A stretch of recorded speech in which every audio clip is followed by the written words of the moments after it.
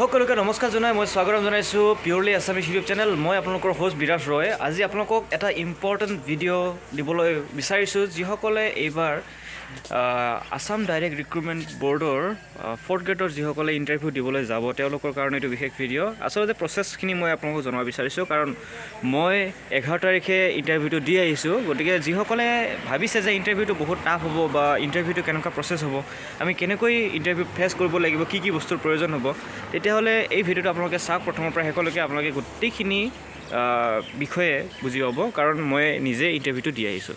প্ৰথম কথা, আপোনালোকৰ 2খন এডমিট কাৰ্ড লাগিব, 2খন আণ্ডাৰটেকিং লাগিব আৰু 2খন ডিক্লেৰেশ্যন লাগিব।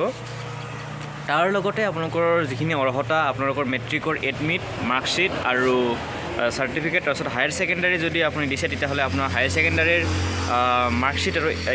মাৰ্কশ্বিট আৰু চাৰ্টিফিকেটখন লাগিব। তাৰপিছত আপোনালোকৰ এক্সট্ৰা যদি কিবা কোৱালিফিকেশ্যন আছে, যেনেকুৱা কম্পিউটাৰ হওক, বেলেগ হওক, NCC হওক, যি হওক, সেইবোৰ আপুনি দিব পাৰে। তাৰপিছত আপোনালোকৰ যোনটো কাষ্ট চাৰ্টিফিকেট, আপোনালোকে কাষ্ট চাৰ্টিফিকেটখন দিব। তাৰপিছত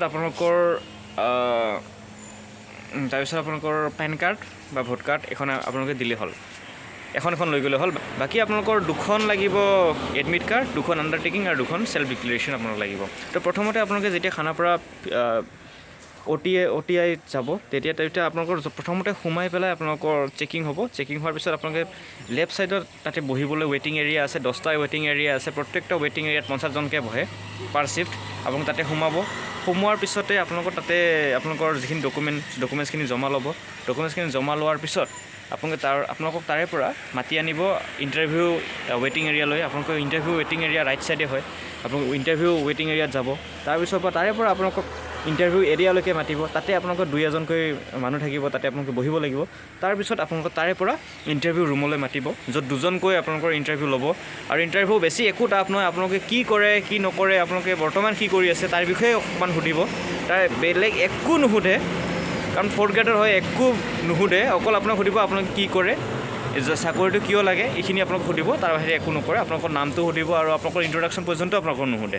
চ' এইখিনিয়ে সুধিব আৰু আপোনালোকে তাৰে পৰা আৰামছে ওলাই আহিব পাৰিব। গতিকে একো টান কথা নহয়, একেবাৰে সহজ। কিন্তু আপোনালোকে এটা কথা মনত ৰাখিব যে ইণ্টাৰভিউ মানে হৈছে ফৰ্মেল। আৰু মই যিখিনি দেখিছোঁ বহুতে ফৰ্মেল ড্ৰেছত নাই, কোনোবা দাড়ি কটাই কাটি যোৱা নাই, ইনফৰ্মেল ড্ৰেছত গৈছে, কোনোবা জিন্স পিন্ধি পেলাই গৈছে।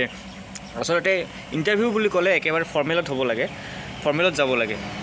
তেওঁলোকে মাৰ্ক কাটিব, একোতো তেওঁলোকে নকয়, কিন্তু তেওঁলোকে মাৰ্ক কাটিব। গতিকে 5 মাৰ্কটোৰ 1 মাৰ্কে বহুখিনি ইম্পৰ্টেণ্ট, যিটো আমি হয়তো সেই 1 মাৰ্কে আমাক চাকৰিটো দিব পাৰে। গতিকে আপোনালোকক এইখিনি কথা জনাই থ'লোঁ, যি মোৰ এক্সপিৰিয়েঞ্চ মই তাৰ পৰা আপোনালোকক ক'লোঁ।